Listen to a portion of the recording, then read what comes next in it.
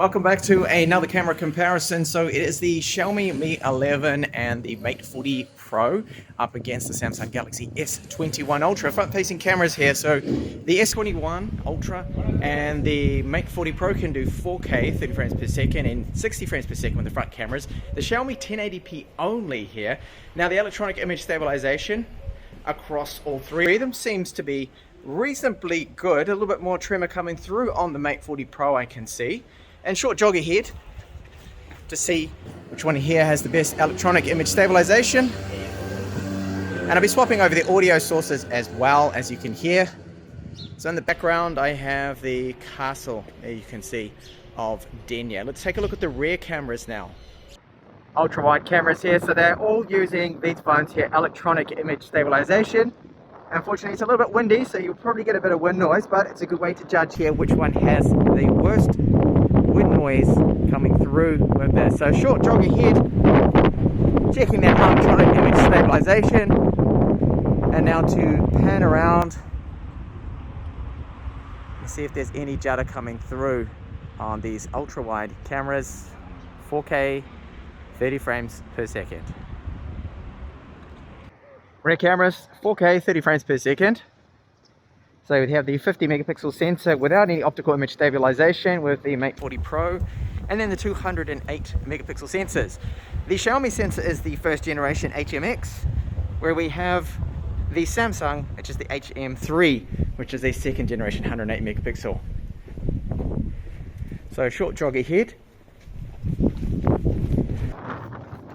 Which one has the best electronic image stabilization? Zoom cameras now, so we've got the 10 times optical on the Samsung S21 Ultra. Now this one doesn't seem to have any electronic image stabilization.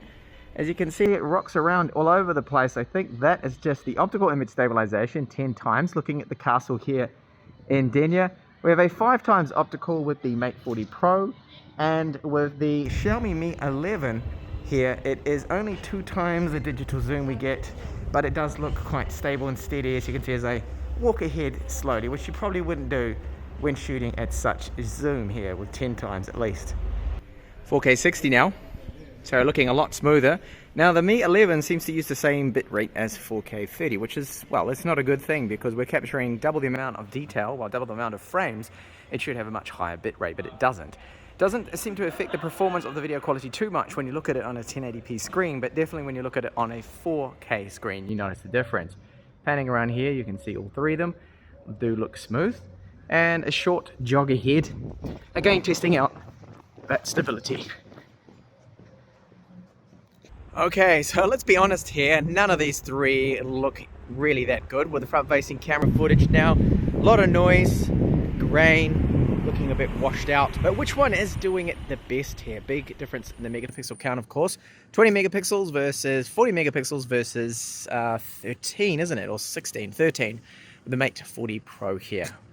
4K 30 frames per second, low light footage here. So which one is looking the best here? It's really hard to tell just looking at the screens. I need to get this on my 4K monitor. I can see, oh, the Samsung's having some focus problems. The S21 Ultra then just kind of pulsed in and out. So this sign here should be a dark blue, and I can see it looks almost purple from the screen, at least on the Mate 40 Pro, and very blue on the S21 Ultra. And it looks a little clearer actually, the letters, La Posada del Mar, on the Mi 11. And a short jog ahead to test that image stabilization across all three of them. Which one here looks the best in these difficult conditions?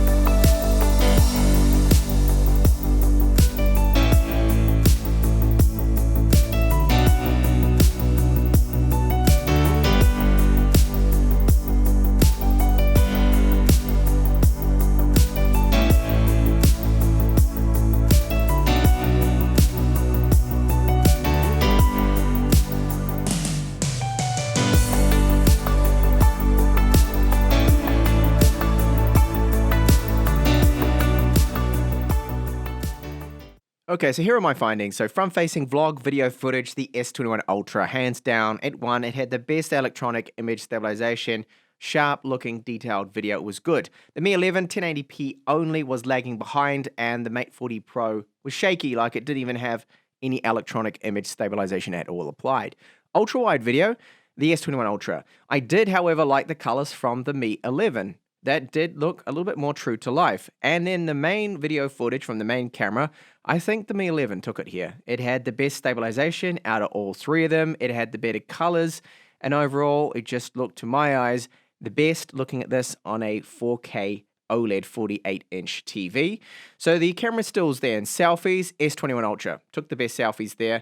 Portraits, I think the rare main camera portraits was the Mate 40 Pro. I did like that one a little bit better there.